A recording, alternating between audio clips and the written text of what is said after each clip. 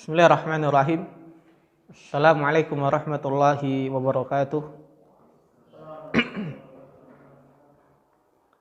Alhamdulillah. Nahmaduhu wa nasta'inuhu wa nastaghfiruh wa natubu ilaih. Wa na'udzu billahi min syururi anfusina wa min sayyiati a'malina. May yahdihillahu fala mudhillalah wa may yudlil fala hadiyalah. Asyhadu an la ilaha illallah wahdahu la syarikalah. Wa asyhadu anna Muhammadan abduhu wa rasuluh sallallahu alaihi wa ala alihi wa sahbihi wa man tabi'ahum bi ihsanin ila yaumiddin. Wa sallama tasliman mazida amma ba'du. Ikhwani fillah rahimani wa rahimakumullah. Alhamdulillah daiman nashkurullah ta'ala ala kulli ni'matihi wa min a'zami ni'matihi wa ni'matu talabil ilmi. Kama qala sallallahu alaihi wasallam, man yuridillahu bi khairan yufaqihuhu fiddin. Alhamdulillah kita bersyukur kepada Allah Subhanahu wa taala atas semua nikmat yang telah Allah berikan kepada kita semua, dan salah satu nikmat yang paling agung yang Allah berikan kepada kita adalah kesempatan bisa menuntut ilmu syar'i. Bagaimana kata Rasulullah sallallahu alaihi wasallam, man yuridillahu bi khairan yufaqihu fiddin. Barang siapa yang Allah inginkan baginya kebaikan baik di dunia maupun di akhirat, maka Allah akan pahamkan dia dalam masalah agama. Salawat dan salam kita sampaikan kepada Nabi kita Nabi Muhammad sallallahu alaihi wasallam, kepada seluruh keluarga beliau, sahabat-sahabat beliau, dan seluruh pengikut Rasulullah sallallahu alaihi wasallam.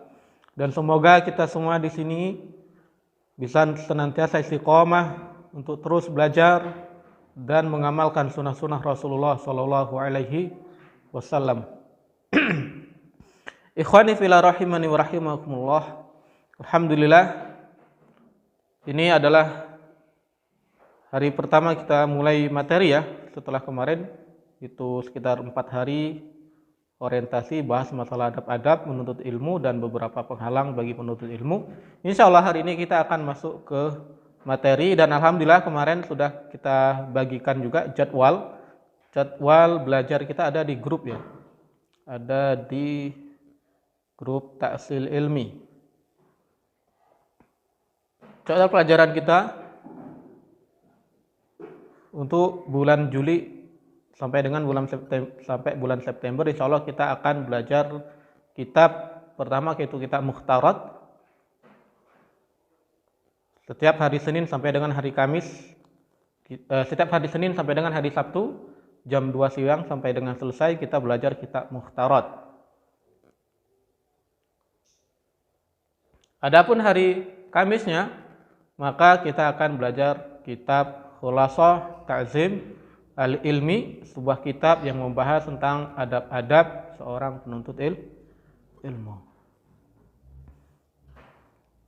Sebelum kita masuk ke pembahasan kitabnya, maka kita akan sedikit pengenalan dulu tentang kitab Mukhtarat. Silakan dibuka grup Telegram.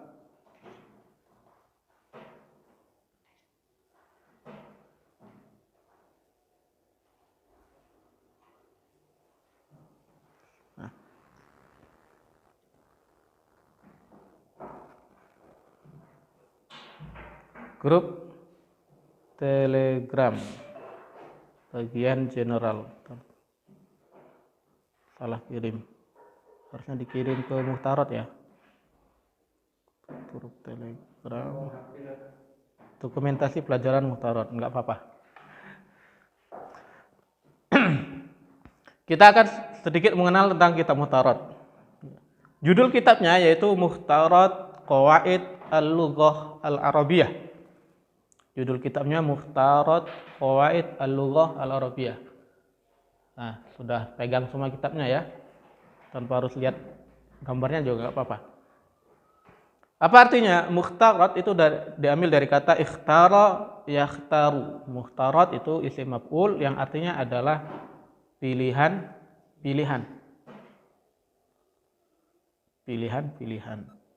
Jadi kitab ini adalah pilihan kaidah-kaidah bahasa Arab. Jadi dari kitab bahasa Arab yang lumayan tebal sama Ustazuna, Ustadz Aun Rafiq itu dipilih inti-intinya, dipilih kaedah-kaedahnya, lalu ditulis dalam satu kitab. Makanya beliau menulisnya dengan judulnya Mukhtarat, atau istilahnya adalah ringkasan. Qawaid itu artinya kaedah-kaedah al-lughah al-arabiyah, bahasa Arab. Jadi judul kitabnya adalah Mukhtarat Qawaid al-lughah al-arabiyah, ringkasan kaedah-kaedah bahasa Arab. Jadi kitab ini masih ringkasan, ya, bukan kitab besar. Jadi nanti semoga Allah mudahkan, setelah kita selesai belajar kitab ini bukan berarti sudah paham bahasa Arab, belum, masih jauh. Ini kaedah dasar. Kalau ibaratnya, kalau kata Ustaz Taufik itu baru SD. Kalau orang sekolah baru SD, ya. Terus penulis kitab ini adalah Al-Ustadz Syekhuna Aun Rafiq Ibn Ghufran. Beliau adalah pengasuh pondok pesantren, pendiri sekaligus pengasuh pondok pesantren Al-Furqan Al-Islami Gresik. Dulu orang-orang yang awal belajar sama beliau itu pakai tulisan tangan asli. Tulisan tangan asli dari Ustazuna Aun Rafiq Ibnu Ghufran. Tulisan asli kemudian difotokopi. Mereka belajar pakai fotokopian tulisan asli beliau. Jadi kitabnya itu masih tulisan tangan. Belum bentuk yang kita sekarang. Baru setelah pondok itu mulai berkembang, punya percetakan, baru akhirnya kitab itu dicetak.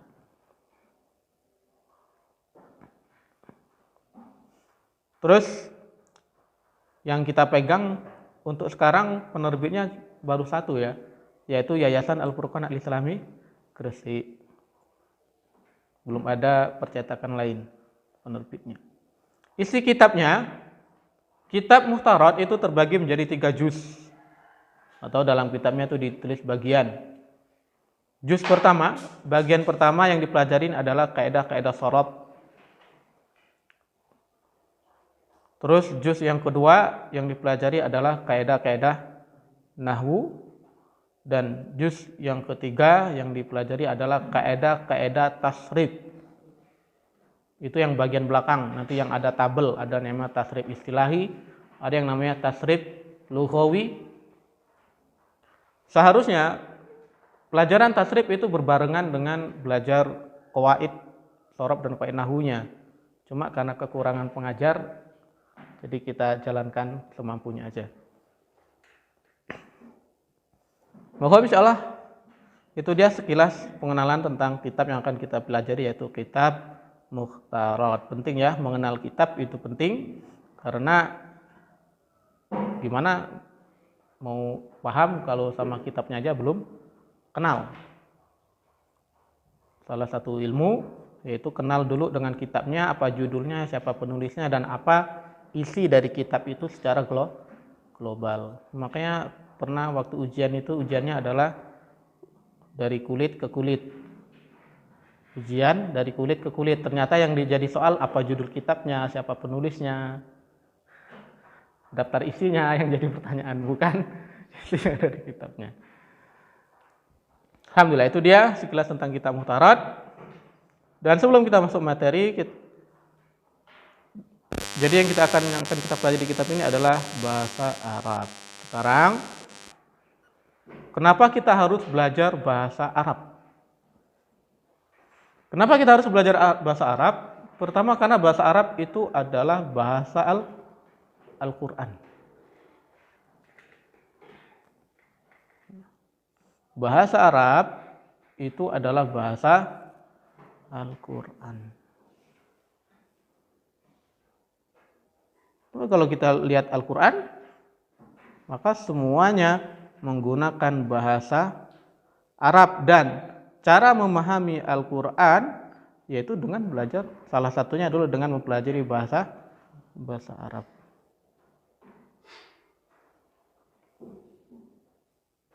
Makanya dalam surat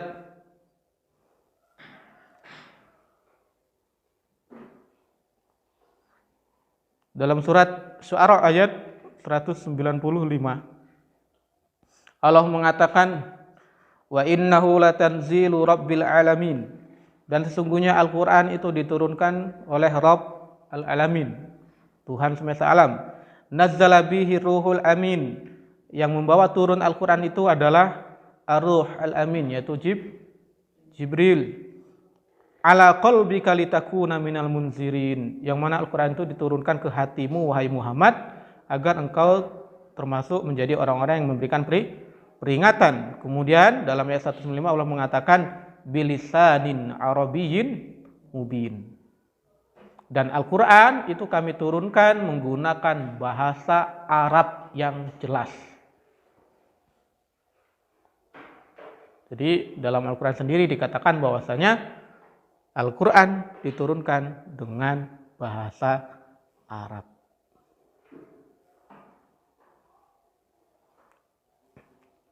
Yang kedua, kenapa kita harus belajar bahasa Arab? Karena Rasulullah SAW itu berbicara dengan bahasa Arab. Hadis-hadis Rasulullah semuanya berbahasa Arab. Enggak ada yang pakai bahasa Jawa atau pakai bahasa Besema, Dido. Enggak ada artinya. Hadis Rasulullah semuanya menggunakan bahasa Arab. Sebagaimana dalam surat Ibrahim ayat 4 Allah berfirman, wa ma arsalna mir rasulin illa bilisani qaumihi liyubayyina lahum. Wa ma arsalna min rasulin, tidaklah kami mengutus seorang rasul illa bilisani qaumihi, kecuali rasul tersebut akan berbicara menggunakan bahasa kaumnya. Rasulullah itu diutus di mana? Di Hijaz, Jaziratul Arab, diutusnya di Arab.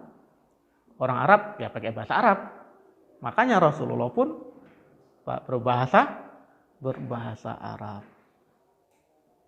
Liyubayyina lahum, agar Rasul tersebut memberikan penjelasan kepada kaumnya. Paham ya? Jadi Al-Quran, hadis semuanya menggunakan bahasa Arab. Yang ketiga, kenapa kita harus belajar bahasa Arab? Karena bahasa Arab adalah bahasanya ulama.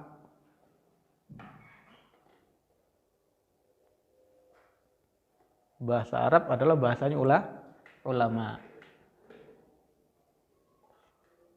Kenapa?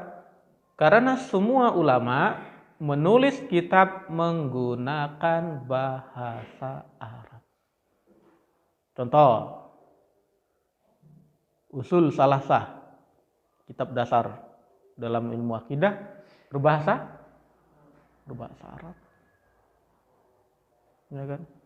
Kitabut Tauhid berbahasa Arab. Kitab-kitab fikih berbahasa Arab. Bahkan kitab Kasyifatus Sajad, Syarah Safinatun Najah, punya Al-Imam Al-Nawawi Al-Bantani, orang Banten, menggunakan bahasa Arab kitabnya, nggak pakai bahasa Banten. Ya.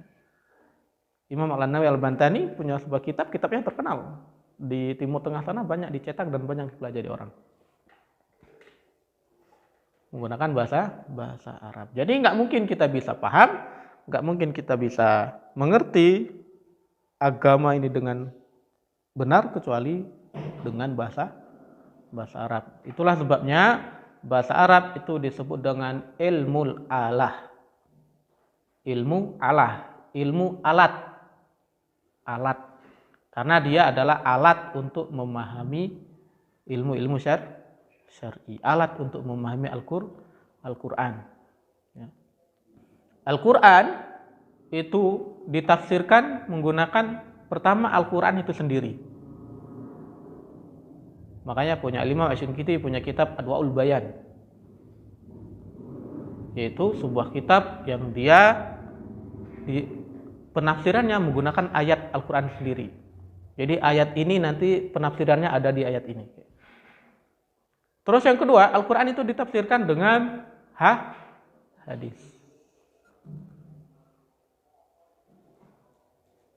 Al-Quran ditafsirkan dengan hadis. Yang ketiga, Al-Quran ditafsirkan menggunakan bahasa Arab.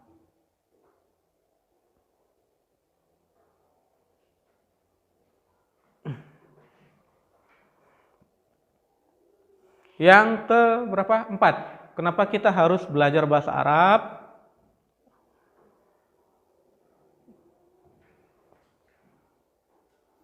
Untuk menjaga lisan.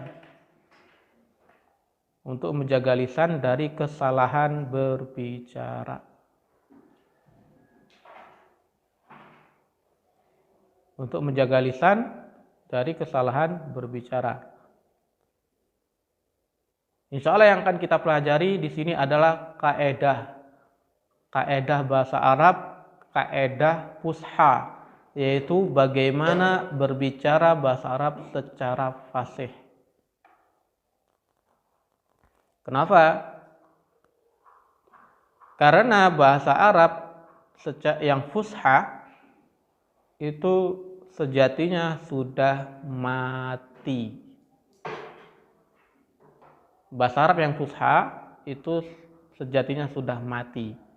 Cobalah kita datang ke Arab Saudi sana, maka mayoritas orang-orangnya berbicara dengan bahasa amiyah atau bahasa pasaran, sudah tidak sesuai lagi dengan kaedah bahasa Arab. Makanya biasanya yang berbahasa Arab dengan fasih itu sisanya ya tinggal para penuntut ilmu. Bahasa Arab fasih itu cuma tinggal di sekolah-sekolah. Kalau di rumah-rumah itu sudah jarang, di pasar lah apalagi. Kenapa? Karena bahasa Arab itu mati sejak runtuhnya dinasti Umayyah. Begitu runtuh dinasti Umayyah, bahasa Arab ikut mati. Kenapa? Karena dinasti Umayyah runtuh itu karena apa? Kasus kudeta Bani Abbasiyah. Dinasti Umayyah terus dinasti Abbasiyah. Nah, dinasti Abbasiyah itu kebanyakannya adalah orang-orang Ajam.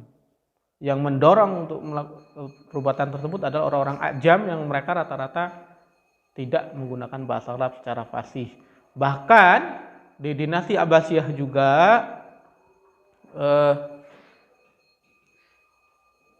salah satu khalifahnya kan Khalifah Ma'mun yang dia sangat mencintai ilmu, semua bahasa itu diterjemahkan ke dalam bahasa Arab.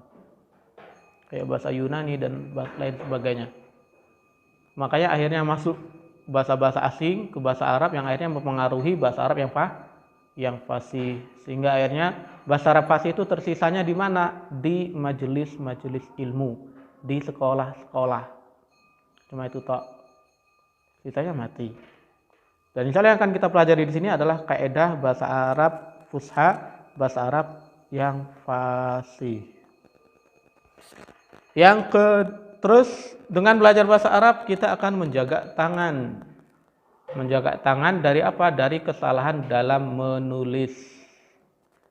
Nulis bahasa Arab tentunya. Insya Allah semoga Allah mudahkan. Seharusnya kita juga ada materi qawaid imla. Gimana cara menulis dalam bahasa Arab. Terus juga dengan belajar bahasa Arab maka akan menjaga hati dan juga akal. Menjaga hati dan akal. Dari apa? Dari pemahaman yang salah. Menjaga hati dan akal dari pemahaman yang salah. Kenapa? Karena dengan belajar kaidah-kaidah bahasa Arab kita akan belajar yang namanya kaidah shorob, kita akan belajar yang namanya kaidah nahwu.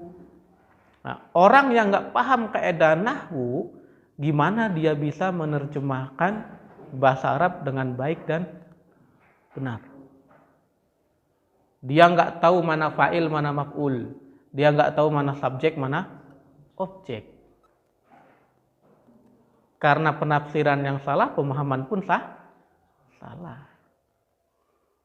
Makanya kita harus belajar ilmu nahwu dan juga ilmu sorof.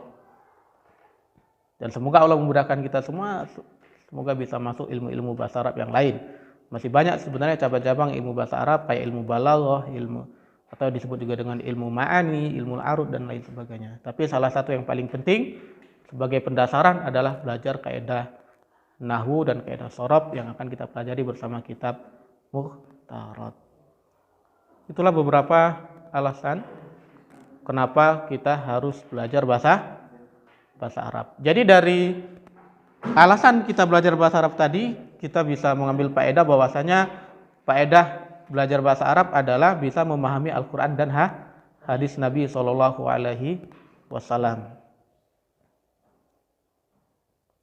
Terus yang kedua, bisa memahami kitab para ulama dan juga menjaga lisan, tangan, dan hati serta akal dari kesalahan. Mahum insyaallah. Kalau gitu kita masuk ke kitabnya. Kitabnya nggak ada. Tinggal di rumah. Tidak apa-apa. Silakan dibuka Muqaddimah. Halaman berapa Imran? Halaman 3.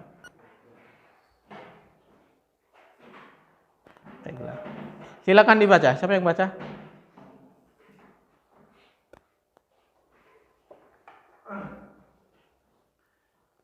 Bismillahirrahmanirrahim. Berkata penulis rahimahullah taala, Al-babu al-awwal muqaddimah. Bab 1 muqaddimah. Kalam atau susunan kata dalam kurung kalimah yang mempunyai arti sempurna. Kata atau kalimat ada 3 macam, yaitu isim, fiil, dan huruf. Oke, barakallahu fikum, jazakumullah khair. Qala al-mu'allif hafizallahu taala al-qalam. Di situ beliau mengatakan, beliau mengawali kitabnya dengan muqaddimah. Semua kitab bahasa Arab yang dia membahas kaidah nahwu ataupun kaidah sorof, maka biasanya diawali dengan muqaddimah dulu. Apa muqaddimahnya? Muqaddimahnya adalah mengenal apa itu kalam, mengenal apa itu kalimat, dan mengenal pembagian kalimat menjadi 3 secara umum. Cobalah kalau kita buka kitab-kitab besar, pasti semuanya diawali dengan kalam. Pembahasan tentang kalam dulu. Apa itu yang dimaksud dengan kalam? Kenapa kok yang dibahas itu kalam?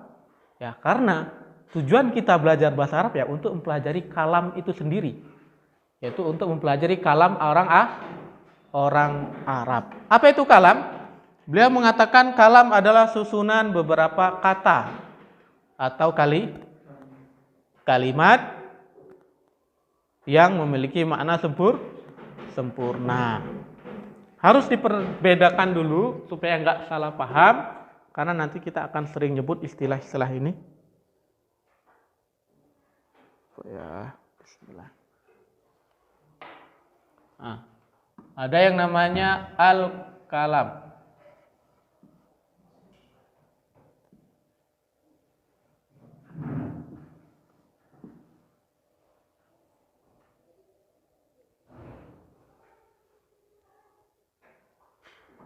Al-kalamu.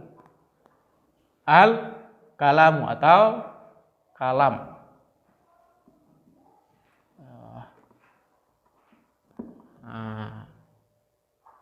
Ada kalam, terus nanti akan ada kalimat. Al-kalimatu. Al-kalimatu. Kaf, lam, mim, ta. Atau kalimat. Kenapa ini penting? Agar nggak salah paham. Apa yang dimaksud dengan kalam? Kalam dalam bahasa Arab itu adalah susunan beberapa kata. Atau kalau kita terjemahkan ke dalam bahasa Indonesia disebut dengan kalimat. Nah, kalimat itu dalam bahasa Indonesia ya. Jadi kalau kita nanti ketika belajar bahasa Arab kita akan menyebut yang namanya kalam, berarti yang dimaksud adalah kalimat. Nah, kalimat dalam bahasa Arab al-kalimatu itu adalah kata. Satu suku kata. Paham? Jadi ketika nanti kita belajar bahasa Arab ketika dikatakan kalimat, jadi yang dimaksud dengan kalimat di sini adalah satu suku kata. Kayak misalnya burung. Nah, burung ini dalam bahasa Arab namanya satu kata, kalimat. Kalau di sini burung terbang di langit yang hijau, yang biru ya. Yang biru. Nah, ini dalam bahasa Arab namanya kalam. Bisa bedakan? Bisa? Kalam itu adalah susunan beberapa kata. Kalimat itu adalah satu suku kata. Paham Imran? Jason? Mahdi? Ustaz Uzai? Oke. Kalau ini sudah paham, kita baru lanjut belajar nanti. Imran paham? Coba jelaskan ke depan. Oke, besok ya. Hapus? Mana penghapusan? Sudah? Oke. Nah, kita masuk ke kitabnya. Biar nggak salah paham. Apa itu kalam? Kalam dalam bahasa Arab itu disebut di sana yang disebutkan sama penulisnya tadi adalah susunan beberapa kata atau susunan beberapa kalimat yang dia memiliki makna sempurna. Astagfirullahaladzim. Kena spidol. Al-kalam.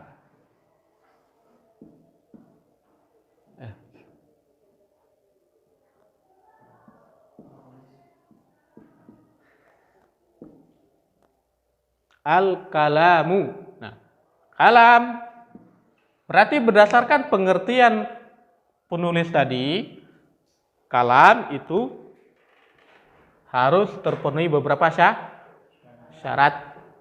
Sering kita bahas. Syarat yang pertama, dia harus terdiri dari yang namanya lafaz.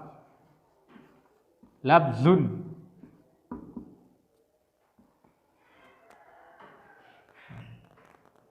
Pertama lafaz, yang kedua terdiri dari syarat yang kedua dia harus murakkabun.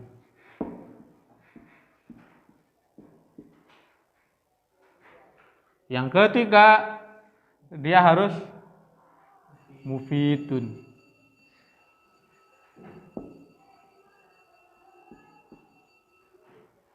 Yang keempat bil wad'i.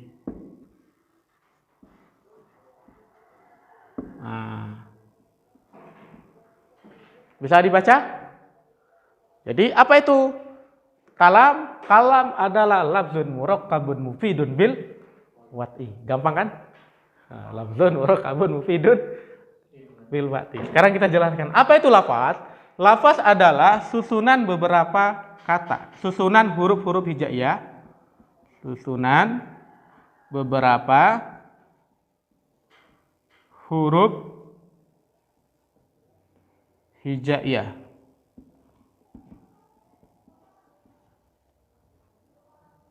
yang memiliki makna.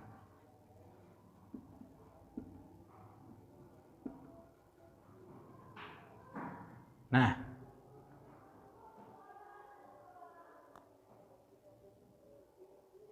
kalimat itu masuk ke dalam lafaz ya. Susunan beberapa huruf hijaiyah yang memiliki makna. Berarti dia harus tersusun dari huruf hijaiyah. Yang kedua dia harus punya makna. Contohnya kitabun.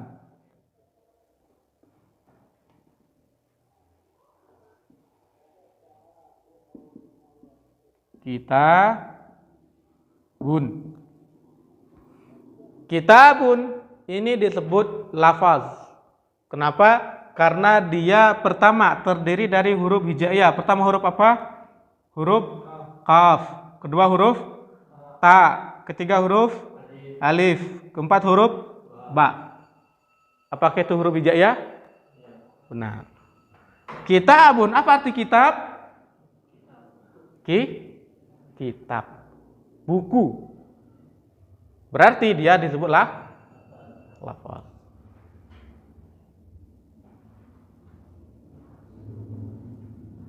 Contoh lagi, kitabun,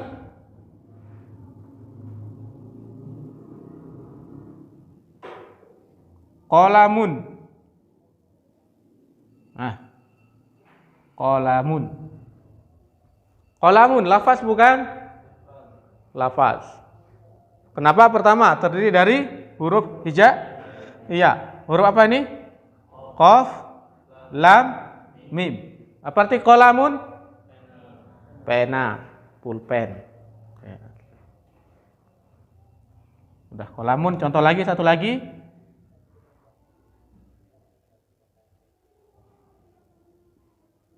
Mim sahatun. Mim sahatun, lafaz bukan? Kenapa? Terdiri dari huruf hijaiyah. Pertama, mim, sin, ha, ta. Apa arti mim sahatun? Penghapus. Punya makna dia? Punya. Berarti dialah lafaz.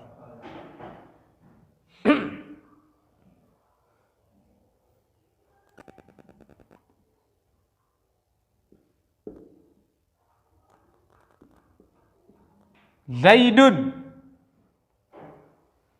Lafaz terdiri dari huruf hijaiyah. Punya makna? Apa arti Zaid? Zaid nama orang. Maknanya apa? Maknanya adalah dia menunjukkan seseorang. Berarti dia punya makna. Kalau kita balik,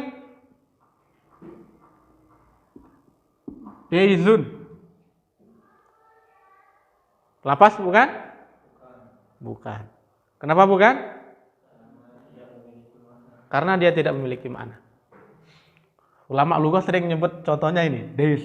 Zaid dibalik jadi Dais. Atau kita nulis pakai bahasa Arab, hi gitu kan. Nah. Terus tulis lagi, hu. Lafaz bukan? Bukan. Kan bahasa Arab. Ini huruf ha, ya, lagi waw. Bukankah ini huruf hijaiyah? Tapi kenapa enggak disebut lafaz? Karena dia enggak ada maknanya. Enggak bisa disebut dengan lafaz. Ini salah ya.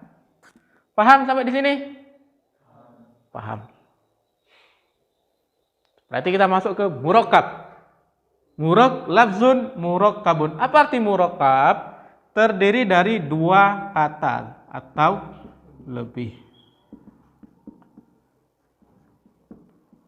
Dua kata atau kalimah ya.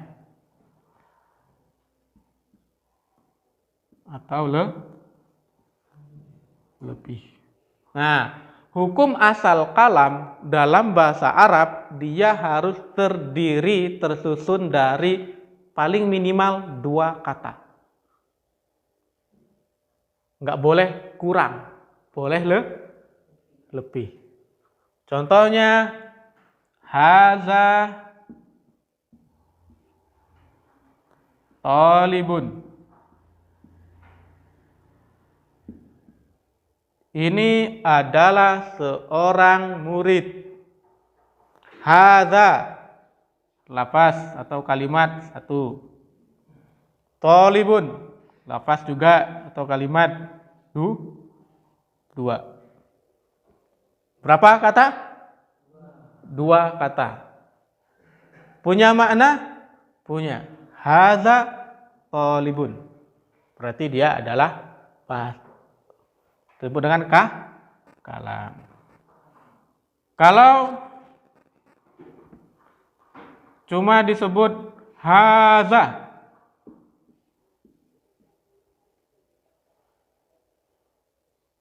Bisa disebut kalam? Belum. Karena dia belum murakkab. Paham? Atau kita hanya menyebut tolibun. Tolibun saja. Cuma nyebut tolibun. Tolibun kalam bukan? Bukan. Kenapa? Lapas iya, tapi dia tidak murakkab. Belum terpenuhi syarat yang kedua. Pertanyaannya, apakah semua yang tersusun dari dua kata atau lebih itu disebut kalam? Tidak. Sampai dia terpenuhi syarat yang ketiga. Apa syarat ketiganya? Mufid. Apa itu mufid? Yang disebutkan sama penulis tadi, memiliki makna yang sempurna. Memiliki makna yang sempurna. Nah, arti mufid adalah memiliki makna yang sempurna. Apa yang dimaksud dengan makna yang sempurna?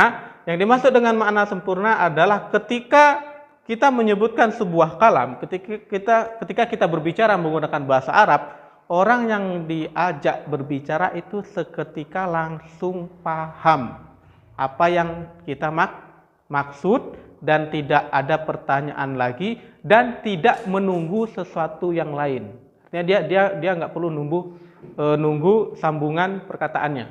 Contohnya gini, yang tadi haza tolibun, kita ganti ya.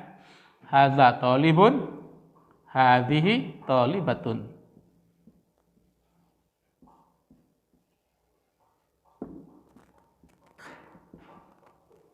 Hadhihi tolibatun. Apa artinya? Ini adalah seorang murid perempuan. Nah, dengan makna ini adalah seorang murid perempuan. Bisa dipahami? Bisa. Nggak perlu nanya-nanya lagi kan? Enggak. Maka ini disebut dengan kalam. Berarti dia sudah memiliki makna yang sempurna. Tapi kalau kayak contohnya kayak gini. Idza ja'al ustazu. Apabila ustadz datang. Terdiri dari lafaz, benar. Murakkab, benar. Ada berapa kata nih? 1, 2, 3. Apa arti idza ja'al ustazu? Apabila ustadz datang. Paham? Paham nggak? Idza ja'al ustazu. Stop, berhenti sampai di sini. Nggak ngomong lagi. Maka yang mendengar itu masih bertanya, kalau ustaznya datang dia mau mau ngapain? Terus kita harus harus ngapain? Berarti ini belum bisa disebut kalam karena maknanya belum sempurna. Tapi kalau kita tambah, idza ja'al ustazu jalasat tolibu, jalasat tullabu.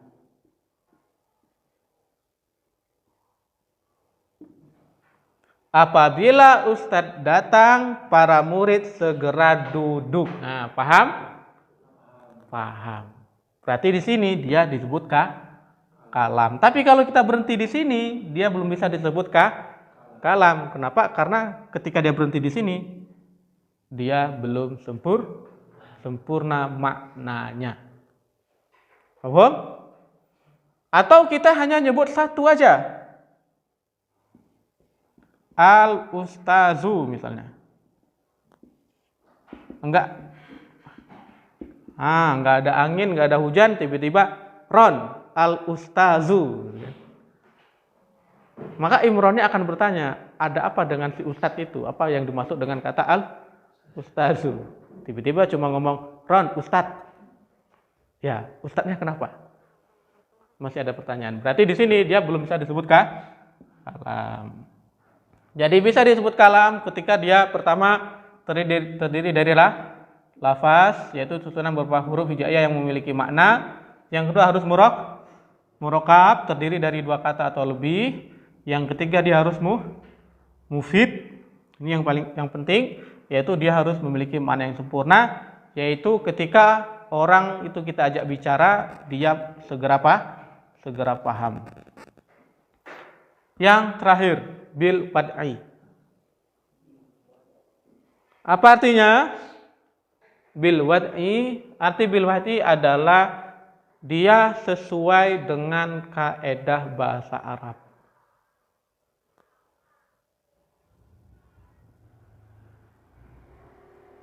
Jadi dia ada beberapa makna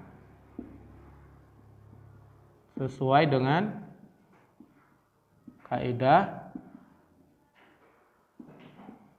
bahasa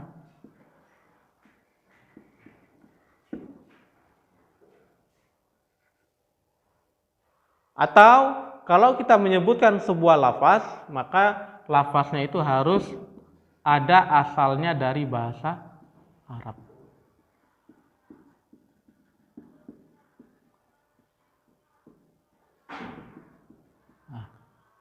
Jadi enggak asal menyebutkan sebuah lafaz, tapi memang lafaz itu bil wad'il arabi, memang ada asalnya dari bahasa Arab. Yang ketiga, termasuk mana bil wad'i juga adalah ada tujuannya. Jadi kita berbicara itu ada tujuan, bukan omong doang, bukan juga asbun, asal bunyi. Jadi harus ada tujuannya. Kalau berdasarkan makna pertama dengan makna kedua, maka nggak bisa disebut kalam Arab pegon. Tahu Arab pegon? Yang di Al-Quran lama, Al-Quran Indonesia yang lama, yang di bagian belakang kan itu ada pembahasan tentang tajwid dan tahsin. Ditulis pakai bahasa Arab, tapi itu bukan bahasa Arab. Itu adalah bahasa Indonesia yang diarabkan. Bukan diarabkan sih, ditulis dengan huruf hijaiyah. Contohnya, nah ini apa artinya? Dan ini dan ya. Ini bukan bahasa Arab, ya. Contoh dalam Iqra, nama saya Yana. Di Iqra ada kan, Iqra 2 atau Iqra berapa kalau nggak salah?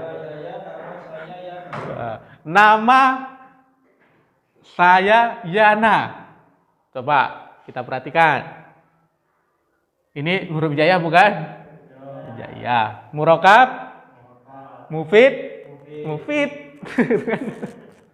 Tapi nggak ada asalnya dari bahasa Arab. Ini bukan bahasa Arab. Meskipun ditulis menggunakan huruf-huruf Arab atau huruf hijaiyah. Jadi paham? Paham. Kalau bil wad'i itu maknanya adalah yang ketiga, maka berarti yang nggak masuk ke dalam kalam adalah omongan orang-orang ngelindur. Orang ngelindur, orang gila. Orang gila ngomong pakai bahasa Arab fasih gitu kan. Apakah perkataan yang disebut kalam? Enggak. Karena ketika dia ngomong itu enggak ada tujuan. Iya, ya tadi yang kita katakan tadi. Orang gila ngomong pakai bahasa Arabnya fasih. Maka omongannya itu enggak bisa disebut kalamnya. Atau contohnya Imron gitu kan, saking rajinnya belajar muhtarat sampai tidur itu yang ngelindurnya pakai bahasa Arab. Ismi Imron. Jadi maka perkataannya Imron yang sedang ngelindur itu nggak bisa disebut kalam. Nggak bisa disebut kalam juga adalah perkataannya orang mabuk. Ya, orang mabuk, orang yang dia nggak tahu tujuan apa yang dia katakan. Karena orang mabuk itu disebut majnun juga. Hilang akal.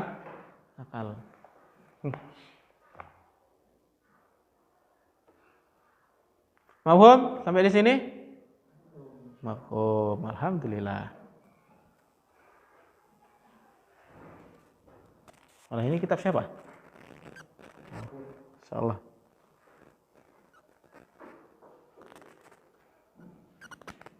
Sudah dicatat atau bingung cara nyatetnya? Insya Allah nanti ada ringkasannya. Saya share di grup. Pak Tommy belum masuk grup ya? Belum. Nanti dimasukkan sama adminnya, Ustaz Pur. Mohon ini? Kalau mohon kita hapus nih. Alhamdulillah.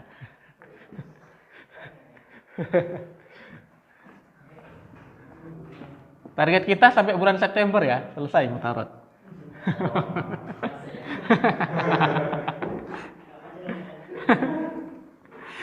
Enggak ya. Yang sampai September itu adalah target kitab khulasohnya. Kalau kita mutaratnya, maka dia menyesuaikan. Kalau sampai bulan September masih belum selesai, ya kita lanjutkan lagi. Tapi insya Allah yang kitab yang hari Kamis itu bulan September insya Allah selesai. Hah? Jangan. Justru kalau lo ngebut itu ngantuknya hilang. Oke. Tadi kita sudah belajar ya bahwasanya kalam itu terdiri dari beberapa kalimat, terdiri dari beberapa kata. Nah, sekarang kita akan belajar lagi apa itu kalimat. Nah, ini dia. Kalimatu.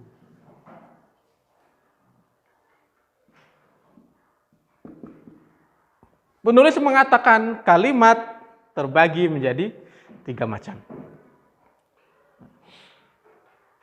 Kalam itu terdiri dari kalimat. Kalimat itu sendiri terbagi lagi menjadi 3. Yang pertama disebut dengan isim. Ismun. Isim.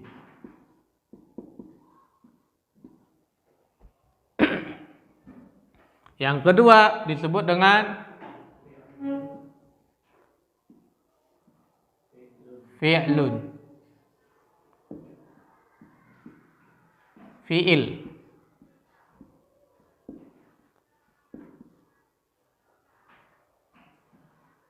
Yang ketiga disebut dengan harfun.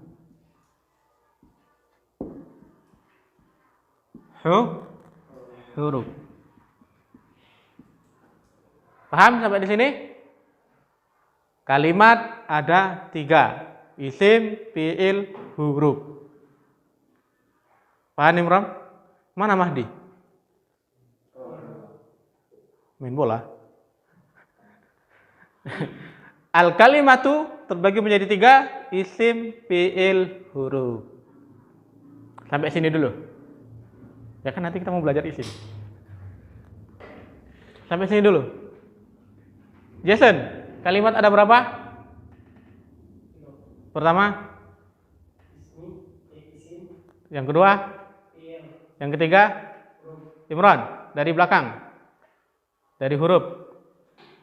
Kalimat terbagi menjadi? Pertama? Kedua? Ketiga? Pertama?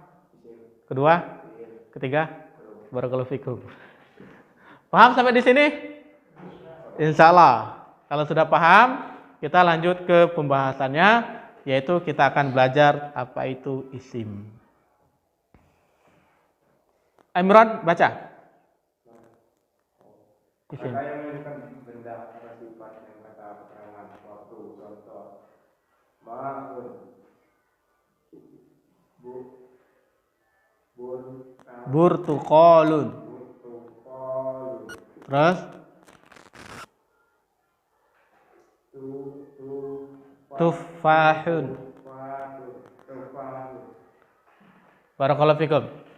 Isim. Yang A, pembahasan isim. Apa itu isim? Isim adalah kata yang menunjukkan benda pertama.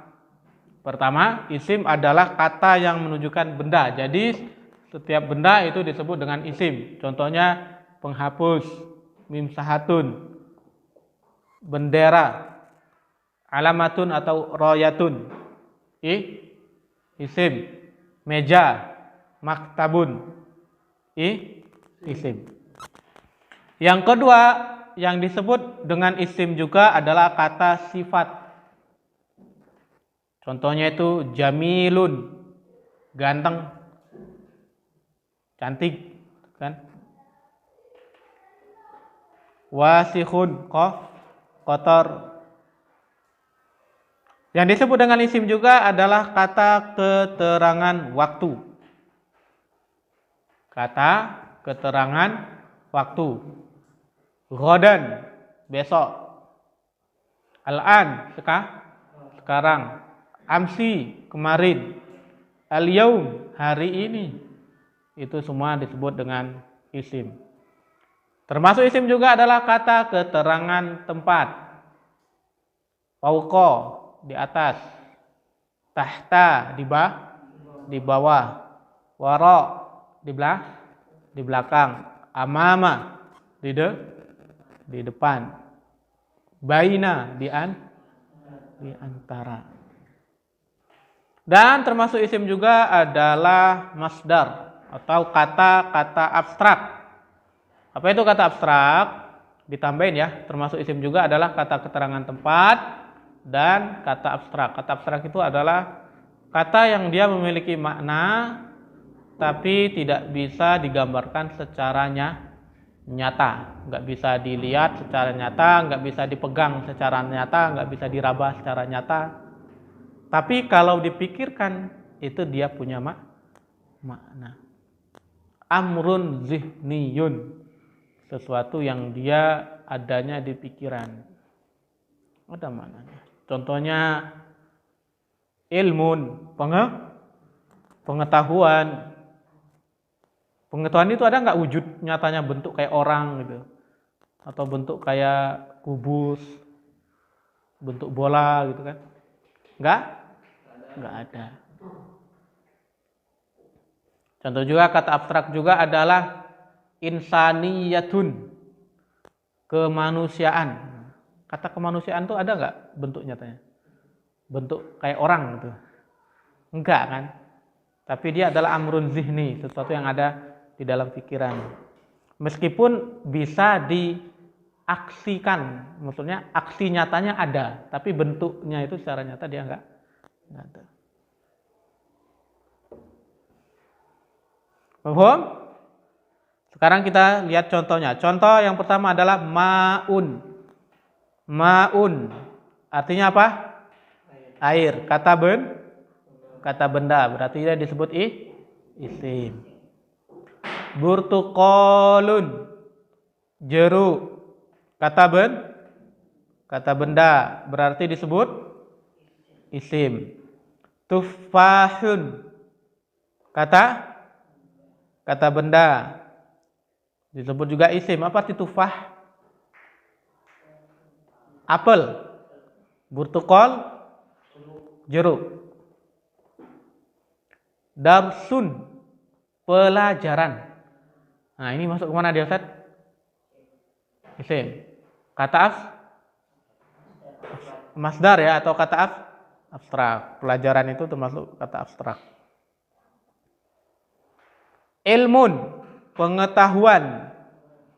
Kata abstrak. Isim juga dia. Al-bi'ru, sumur, kata benda. Al-baitu, rumah. Al-ma'hadu, pondok pesantren, sekolah. Al-ustazu, ustadz, sifat. At-talibu, pelajar, kata sifat juga. Al-ana, sekarang, kata keterangan waktu. Ghadan, kata keterangan tempat.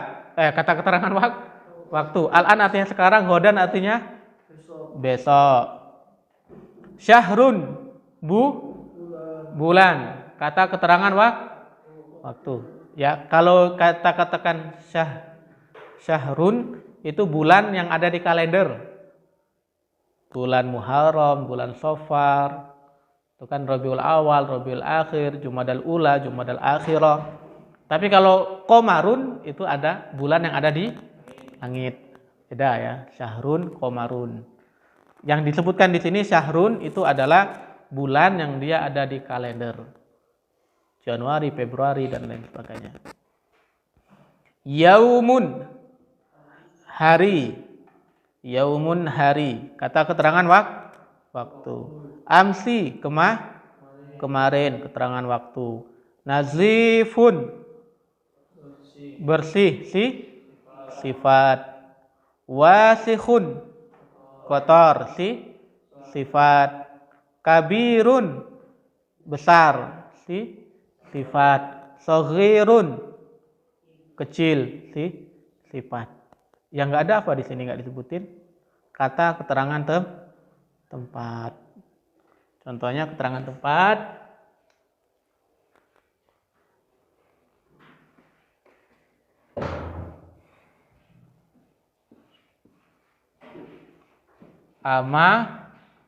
Amama di depan.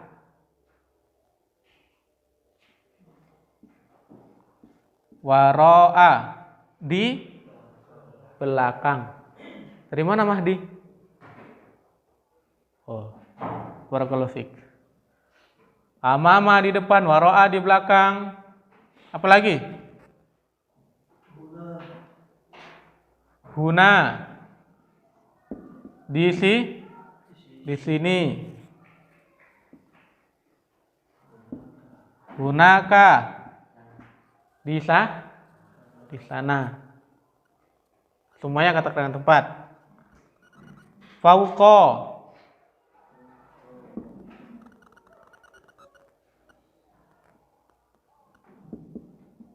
keterangan di atas. Tahta di bawah. Nah, ini beberapa contoh keterangan tempat. Dia juga disebut dengan isim. Jadi apa itu isim? Isim adalah kata yang menunjukkan benda. Terus kata yang menunjukkan sifat, keterangan waktu, keterangan tempat, dan kata-kata abstrak. Nah itu ya isim. Ini kalau kita tahu maknanya. Kalau tahu artinya kan enak, oh ini isim gitu kan. Masjidun, masjid, oh isim. Kalbun, anjing, oh isim.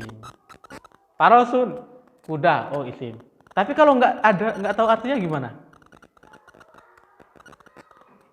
Maka dengan ciri, insya Allah kita akan belajar ciri-cirinya, tapi mungkin besok kita lanjutkan pertemuan selanjutnya. Sampai sini dulu ya, karena sudah jam 3. Apa pertama muqaddimah, yaitu kalam. Apa itu kalam? Kalam adalah susunan kata atau kalimat yang punya arti sempurna. Artinya kalam itu ada beberapa syarat ya agar bisa jadi kalam. Yang pertama adalah harus terdiri dari yang namanya lafzun. Apa itu lafzun? Lafzun adalah susunan beberapa huruf hijaiyah yang memiliki makna. Terus harus murakkab. Jadi kalam dia harus terdiri dari 2 kata atau lebih. Nggak boleh kurang. Boleh lebih tapi nggak boleh kurang. Mufidun. Kalam itu harus mufid. Apa arti mufid, Mahdi?